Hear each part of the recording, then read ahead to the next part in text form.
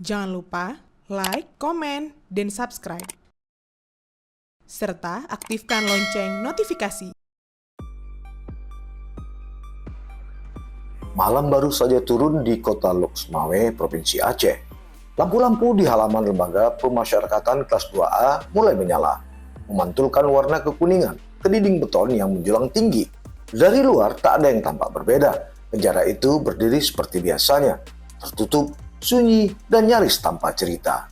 Namun menurut pengakuan seorang perempuan yang ditemui wartawan Modus Aceh.co, justru ketika malam datang, satu aktivitas lain diduga baru dimulai. Perempuan parubaya itu datang bukan pada jam besuk resmi. Ia tidak membawa rantang makanan, pakaian bersih, ataupun kebutuhan harian untuk suaminya yang sedang menjalani pidana dalam perkara korupsi. Di tangannya hanya ada satu tas kecil. Di dalamnya, menurut pengakuan dia, telah tersedia uang jutaan rupiah. Saat melewati gerbang pintu lapas, ia mengaku diperkenalkan pada satu istilah yang sebelumnya asing di telinganya. Naik kapal. Ya, bagi masyarakat umum, istilah itu mungkin terdengar seperti perjalanan laut.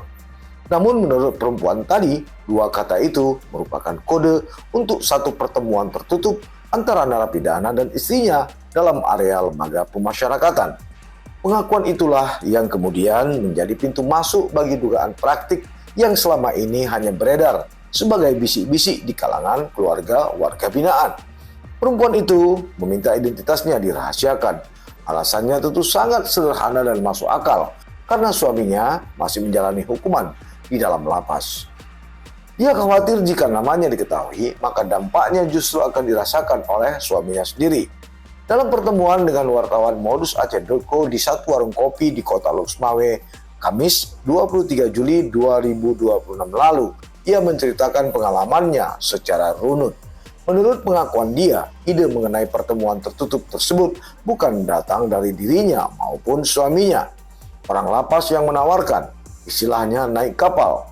Tapi tidak semua napi bisa, hanya yang punya uang, kata dia. Hingga laporan ini ditulis, Modus Aceh.co belum memperoleh bukti independen yang dapat mengkonfirmasi kebenaran pengakuan tersebut. Itu sebabnya seluruh keterangan masih berupa klaim narasumber yang masih memerlukan pembuktian melalui pemeriksaan dan keterangan resmi. Menurut perempuan itu, sekali pertemuan dikenakan biaya 2,5 juta. Dengan pembayaran tadi, ia mengaku dapat bertemu suaminya selama sekitar 5 jam. Pertemuan katanya berlangsung di luar jam kunjungan resmi. Biasanya habis maghrib sampai tengah malam, kadang pukul 8 malam. Kalau bulan Ramadan, bisa tengah malam sampai menjelang subuh, tutur dia. Bukan hanya itu, ia juga mengaku diminta untuk memberikan sekitar 200.000 kepada seseorang yang disebut sebagai penjaga pintu. Uang tadi menurut pengakuannya disebut sebagai uang rokok. Klaim mengenai pembayaran tambahan ini pun belum dapat diverifikasi secara independen. Yang lebih mengejutkan lagi adalah lokasi pertemuan yang ia sebutkan. Menurut pengalamannya, ruang yang digunakan bukan ruang kunjungan keluarga seperti lazim diketahui masyarakat. Kadang di ruang kalapas, ada ambal dan AC, tapi lebih sering di ruang kesehatan, ada tempat tidur dan kipas angin. Tarifnya tetap sama, kata dia. Pernyataan tadi sepenuhnya merupakan pengakuan narasumber yang masih memerlukan pembuktian. Cerita belum berhenti sampai di sini. Ia menduga praktik serupa tidak hanya dialami oleh dirinya seorang diri. Berdasarkan apa yang dia ketahui, dalam satu malam disebut bisa 2 hingga 4 pasangan yang memperoleh kesempatan yang sama. Yang bisa hanya napi yang punya uang. Kalau tidak punya uang, ya tidak bisa, kata dia. Bila pengakuan ini benar, muncul dugaan adanya perlakuan berbeda terhadap narapidana berdasarkan kemampuan ekonomi. Namun sekali lagi, dugaan itu belum dapat dipastikan kebenarannya karena belum didukung keterangan dari narasumber lain maupun hasil pemeriksaan resmi. Yang paling sulit menurut perempuan itu justru bukan soal uang, melainkan rasa takut. Ia mengatakan hampir tidak ada narapidana yang bersedia berbicara terbuka mengenai kondisi di dalam lapas. Kalau ditanya, mereka tidak akan mengaku, takut diintimidasi atau dipindahkan, sebut dia. Karena alasan itu pula, suaminya disebut memilih mengikuti berbagai permintaan pembayaran yang menurut pengakuannya muncul selama menjalani masa pidana. Selain biaya naik kapal, ia mengaku suaminya juga beberapa kali diminta mengeluarkan uang menjelang Idul Fitri, pelaksanaan kurban, maupun kegiatan lain dalam lapas. Kata dia, pengeluaran rutin itu bisa mencapai 2 juta hingga 5 juta setiap bulan.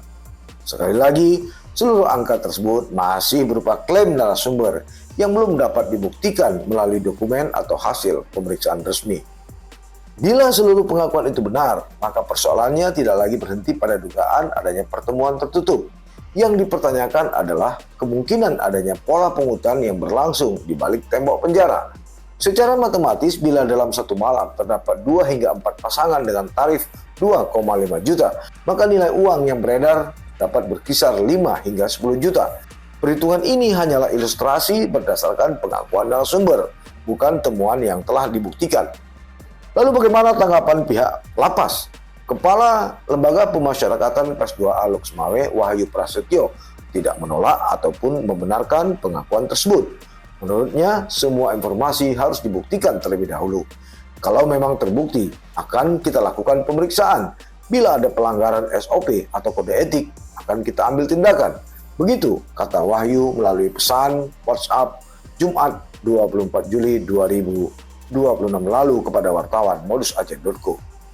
Saat ditanya mengenai dugaan bahwa praktek tadi justru ditawarkan oleh oknum petugas, Wahyu hanya menjawab singkat, keterangan sepihak akan kita buktikan. Tapi jawaban itu belum menutup pernyataan lain, sebab sejarah pemasyarakatan di Indonesia memang menunjukkan adanya dugaan jual beli fasilitas dan pungutan liar. Tentu ini bukan cerita baru. Kasus penyalahgunaan fasilitas di Lapas Sukamiskin, Cipinang, serta Salemba, Jakarta, maupun operasi tangkap tangan terhadap oknum petugas lapas di sejumlah daerah, hingga berbagai catatan Ombudsman RI mengenai potensi maladministrasi, tentu saja memperlihatkan bahwa ruang tertutup seperti penjara memang rentan terhadap penyimpangan apabila pengawasan melemah. Itu sebabnya di balik seluruh cerita tentang naik kapal tadi, sesungguhnya ada pertanyaan yang jauh lebih besar. Bukan sekedar apakah benar ada pertemuan tertutup, melainkan apakah sistem pengawasan dalam lembaga pemasyarakatan benar-benar mampu memastikan bahwa setiap pelayanan berlangsung sesuai hukum, bebas dari pungutan yang tidak sah, dan memberikan perlakuan yang sama kepada seluruh warga binaan. Jawaban atas pernyataan itu kini tentu saja berada di tangan proses pemeriksaan. Sebab dalam negara hukum, dugaan tidak boleh dibiarkan menjadi gosip. Tetapi dugaan yang disertai pengakuan juga tidak boleh berhenti sebagai bisik-bisik dari balik jeruji.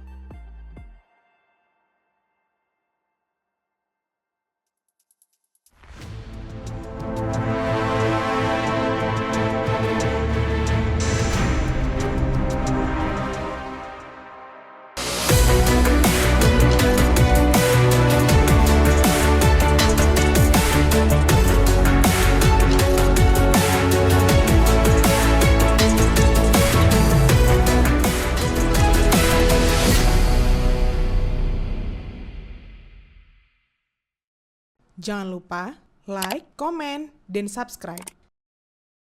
Serta aktifkan lonceng notifikasi.